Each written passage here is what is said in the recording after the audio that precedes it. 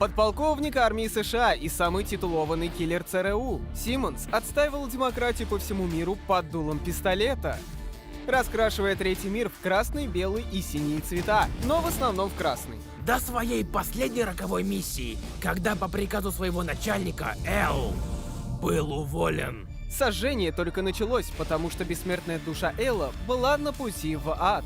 Где он заключил сделку с Мелболгей, большим голым владыкой 8-го круга ада. По их договору Симмонс должен был возродиться как исчадие ада, сверхмощный командующий армией ада, в обмен на еще одну встречу с женой.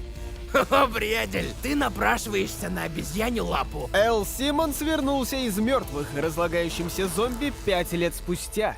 После того, как его жена снова вышла замуж и родила дочь. Вот, ты видел ее, а теперь к работе, сучка.